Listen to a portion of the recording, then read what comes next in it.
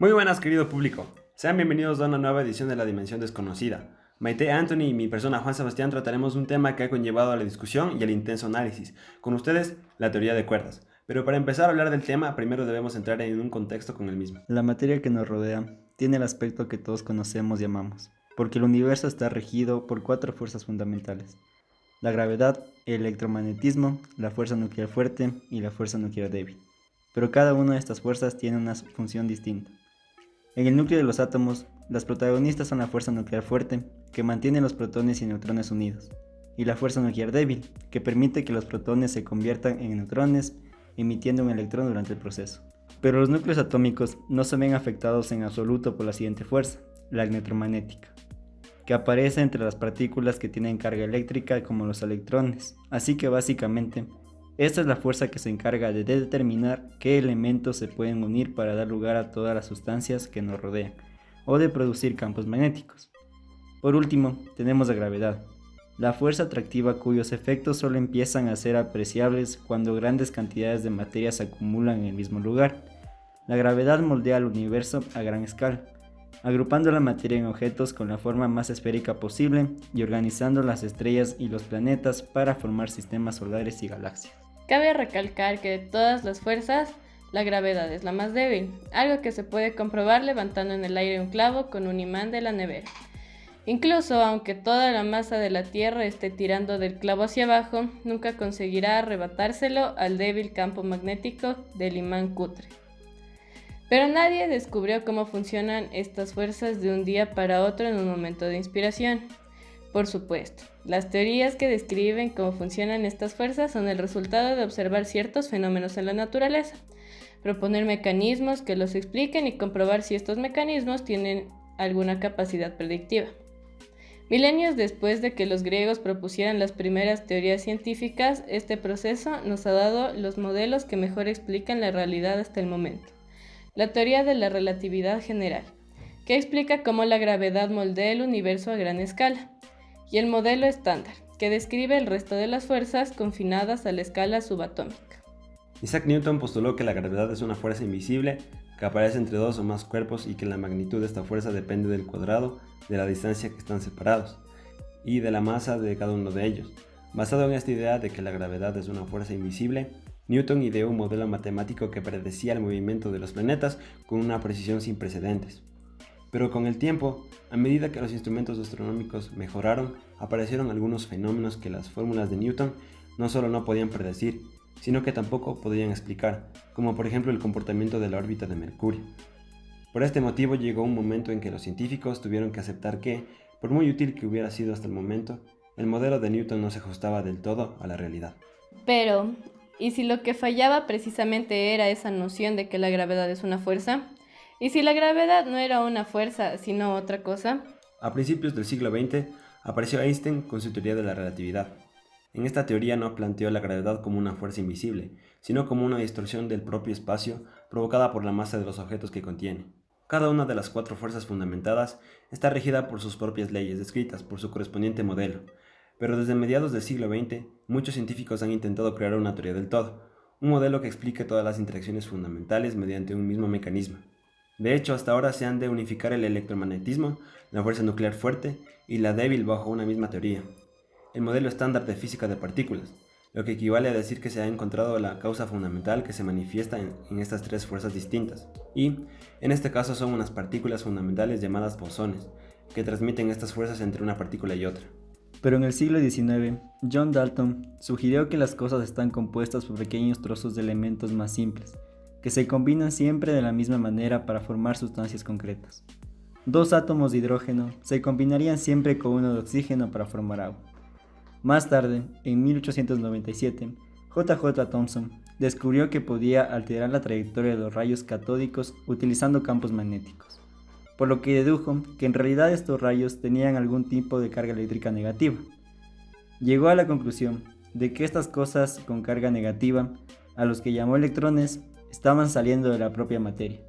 Así que imaginó que las unidades más pequeñas que la componen tenían una morfología similar a una galleta con virutas de chocolate, una masa con carga positiva incrustada con cargas negativas.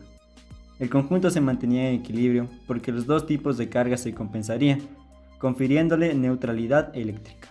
Aún así, en 1911, Rutherford se dio cuenta de que esta distribución de la masa de un átomo no podía ser correcta, y que la carga positiva debía estar concentrada en el centro mientras la carga negativa daba vueltas alrededor de manera similar a la que los planetas lo hacen alrededor del Sol. En 1920 descubrió que los responsables de la carga positiva eran los protones, y en 1962 su ayudante James Chadwick detectó por primera vez los neutrones, que ayudaban a mantener el núcleo atómico en equilibrio. El modelo del átomo entonces evolucionó con un trozo de pasta con tropezones a la idea que aún hoy en día consideramos correcta. Pese a que no se puede observar un átomo con tanto nivel de detalle como para poder distinguir sus componentes básicos, esta teoría nos ayuda a predecir con gran precisión tanto los productos que tendrán ciertas reacciones químicas como el comportamiento químico en general de cualquier sustancia.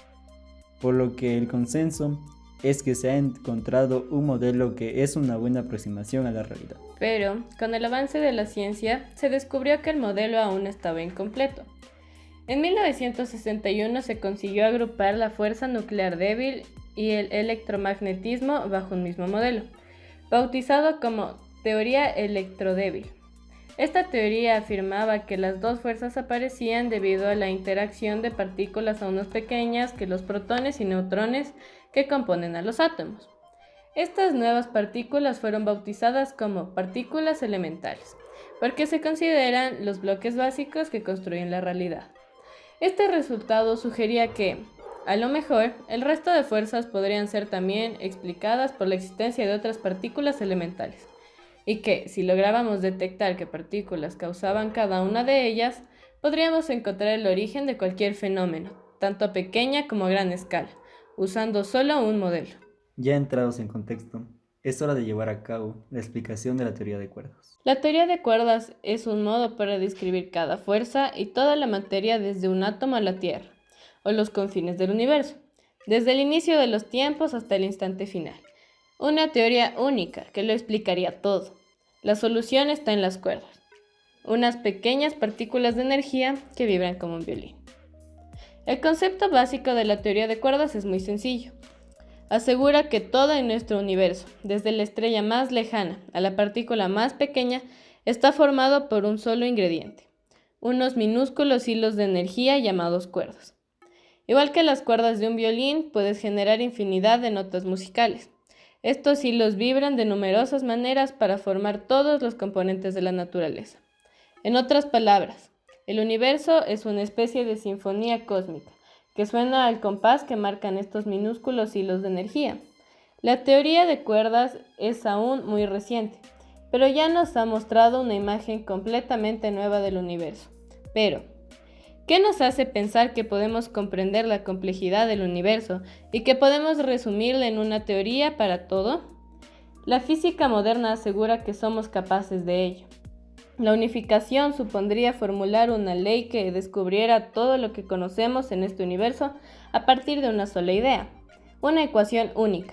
Se cree que dicha ecuación puede existir, ya que en el transcurso de los últimos 200 años, nuestros conocimientos acerca del universo nos han aportado una serie de explicaciones que apuntan en la misma dirección. Todas parecen convergir en un único concepto que aún se está buscando. La unificación es la clave y objetivo de la física actual. De acuerdo con esta teoría, un electrón no es un punto sin estructura interna y de dimensión cero, sino un tipo de cuerda minúscula que vibra en un espacio-tiempo de más de 3 dimensiones. De hecho, el planteamiento matemático de esta teoría no funciona, a menos que el universo tenga 11 dimensiones. Un punto no puede hacer nada más que moverse en un espacio tridimensional. De acuerdo con esta teoría, a nivel subatómico, se percibiría que el electrón no es en realidad un punto, sino una cuerda en forma de lazo. Una cuerda puede hacer algo además de moverse, puede oscilar de diferentes maneras. Si oscila de cierta manera, entonces subatómicamente veríamos un electrón, pero si oscila de otra manera, entonces veríamos un fotón, o quark, o cualquier otra partícula del modelo estándar. La siguiente formulación de una teoría de cuerdas se debe a Joel Scherk y John Henry Schwarz, que en 1974 publicaron un artículo en el que mostraban que una teoría basada en objetos unidimensionales o cuerdas en lugar de partículas puntuales, podía describir la fuerza gravitatoria. Aunque estas ideas no recibieron en ese momento mucha atención, hasta la primera revolución de supercuerdas de 1984. De acuerdo con la formulación de la teoría de cuerdas surgida en esta revolución, las teorías de cuerdas pueden considerarse de hecho un caso general de la teoría de Kaluza-Klein cuantizada. Las ideas fundamentadas son dos. Los objetos básicos de la teoría no serían partículas puntuales, sino objetos unidimensionales extendidos. En las 5 teorías de cuerdas convencionales, estos objetos eran unidimensionales o cuerdas, actualmente en la teoría M. Se admiten también de dimensión superior o p-branas. Esto renormaliza algunos infinitos de los cálculos perturbativos. El espacio-tiempo en el que se mueven las cuerdas y p-branas de la teoría no sería el espacio-tiempo ordinario de 4 dimensiones, sino un espacio de tipo Kaluza-Klein en el que las 4 dimensiones convencionales se añaden 6 dimensiones compactadas, en forma de variedad de Calabi-Yau. Por tanto, convencionalmente en la teoría de cuerdas existe una dimensión temporal, 3 dimensiones espaciales ordinarias y 6 dimensiones compactadas e inobservables en la práctica. La vibración de estas cuerdas estaría limitada a unas frecuencias muy concretas, de manera que distintos modos de vibración otorgarían propiedades diferentes a las partículas elementales de las que forman parte, como por ejemplo una mayor o menor masa o carga eléctrica, tal como un determinado modo de vibración produciría electrones y algún tipo de quark en concreto. Como estas cuerdas tienen que formar las partículas elementales, que ya de por sí son diminutas, su tamaño tiene que ser incluso menor. Según sus defensores, el tamaño de las cuerdas rocea la longitud de Planck, o 10 elevado a la menos 35 metros. Dicho de otra manera, si hincháramos un átomo hasta que tuviera el tamaño del sistema solar, entonces las cuerdas que contienen las partículas elementales que lo forman tendrían el tamaño de un árbol. Pero, ¿de qué nos sirve que todo estuviera hecho de cuerdas? ¿Qué explicaría todo esto? Todo lo que contiene el universo estaría compuesto por la misma entidad, las mismas cuerdas vibrando con frecuencias distintas, desde la materia hasta la radiación, o incluso los supuestos gravitones que serían responsables de la gravedad. Por tanto, si consiguiéramos modelar cómo se comportan estos componentes tan simples, podríamos describir con una precisión brutal cualquiera, desde las más pequeñas partículas hasta cúmulos de galaxias y agujeros negros, de manera independiente a su escala. Pero hay un pequeño problema. El planteamiento matemático tras esta teoría no funciona matemáticamente a menos que el universo tenga 10 dimensiones espaciales en vez de las 3 que conocemos. El resto de la comunidad científica tampoco la ha encontrado nunca, pero, según los defensores de esta teoría, esto se debe a que estas dimensiones extra estarían confinadas en una escala de tamaño tan diminuta, similar al de las propias cuerdas, que nos resultan imperceptibles en nuestro día a día. Es un concepto difícil de visualizar, pero en esta conferencia, Brian Greene, uno de los principales defensores de la teoría de cuerdas, propone la siguiente analogía para entenderlo. Visto desde lejos, un cable no parece más que una línea unidimensional, pero a medida que te acercas ves que no solo tiene una longitud, sino también tiene un grosor. Si tuviéramos el tamaño de hormigas, podríamos movernos a lo largo del cable pero también a su alrededor, pese a que en la distancia siga apareciendo tan solo una línea de una sola dimensión. Además, parece que el concepto de la existencia de dimensiones espaciales extra podría no resultar tan descabellado, e incluso explicaría cómo diablos se producen los campos magnéticos, un fenómeno tan común como misterioso. Ya a principios del siglo XX, Theodor Kaluza tomó las ecuaciones de Einstein e incluyó una dimensión de espacio extra para ver cómo afectaba al modelo matemático.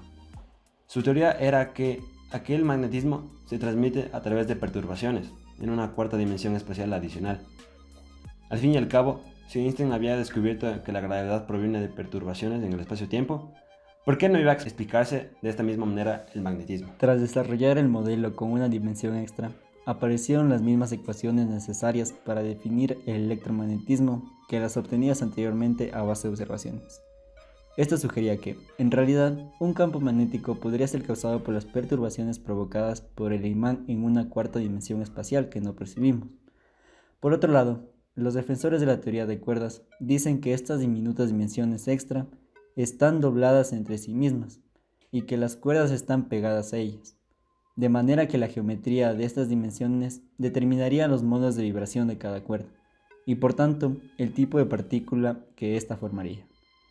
Esta limitación impuesta por las dimensiones extra podría explicar por qué existen unas constantes universales con unos valores fijos y además ¿cómo pueden haber dado lugar a un universo estable como el nuestro? Pese a que la teoría se empezó a desarrollar en los 80, ya que contiene un extenso marco matemático, los físicos que trabajan en ella no han logrado hacer una sola predicción práctica que la respalde, debido al pequeño tamaño de las cuerdas y a su falta de propiedades que las hagan medibles, como carga eléctrica o más. Su detección resulta imposible, porque no existe ningún fenómeno físico perceptible que en principio fuera diferente a lo que observamos, si de verdad las partículas subatómicas estuvieran constituidas por cuerdas increíblemente pequeñas.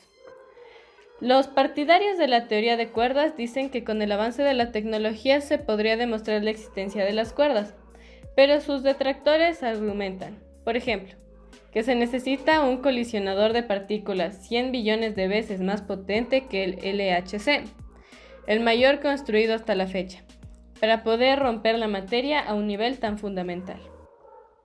Pero aún, disponiendo de este colisionador, estas cuerdas tan diminutas, 20 órdenes de magnitud más pequeñas que los propios átomos, no son algo que puedas señalar con el dedo y decir, ah, mira, una cuerda, teoría comprobada.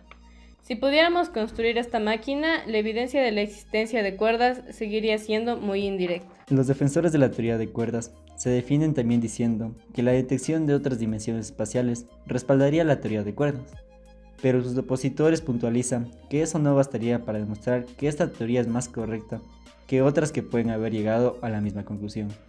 En general, los posibles experimentos que han surgido, los partidarios de la teoría de cuerdas hasta el momento para demostrar la validez de sus ideas, parecen no ser considerados como válidos por el resto de la comunidad científica, porque básicamente consisten en buscar pequeñísimos fallos en las predicciones hechas por la relatividad y atribuirlos a la teoría de cuerdas, cuando de la misma manera podrían ser evidencias a favor de otras teorías. En definitiva, es precisamente esta desconexión entre la teoría y la realidad la que no gusta nada a la mayoría de la comunidad científica. Esta teoría es acusada de no ser científica por no estar respaldada por observaciones, de no llevar a ningún lado porque está estancada. Y, en general, otros investigadores se quejan de que este tipo de ejercicio filosófico, que no parece llevar a ningún lado, reciba presupuesto que podría ser utilizado para cosas más productivas. Pero si la teoría de cuerdas tiene tantos detractores y es tan incapaz de arrojar resultados prácticos, ¿por qué los medios hablan tanto de ella? Porque es bonita y se puede simplificar lo suficiente como para hacer documentales que tengan una buena acogida entre el público profano. Además, esta teoría tiene todos los elementos emocionantes necesarios para mantener a un espectador enganchado. Sugiere una imagen bonita del universo, tiene un nombre pegadizo y sus protagonistas son un grupo de físicos que van contra lo establecido. La teoría implicaría que todo el universo es un mar de diminutas cuerdas vibrando, interaccionando entre sí, y cambiando de modos de vibración. En cualquier documental que hablen del tema escucharán que el universo sería como una gran sinfonía. Es una estética muy agradable de imaginar, pero no por ello merece más credibilidad que otras teorías que dan mejores resultados y obtienen menos atención mediática. En conclusión, sin importar el resultado que nos depara la teoría de cuerdas, los científicos seguirán adelante. La humanidad siempre se ha guiado por la curiosidad y exploramos lo desconocido, y dentro de 100 o 1000 años, el concepto actual del cosmos parecerá absolutamente incompleto. Pero sin duda, lo que llamamos teoría de cuerdas es un legado del poder de la creatividad humana. Ha abierto un nuevo espectro de posibles respuestas a unas preguntas históricas, y con ello hemos realizado un intento de llegar a comprender este universo. Y así llegamos al final de nuestro programa. La dimensión de lo desconocido les agradece su visita y esperamos que haya sido de su agrado. Hasta la próxima.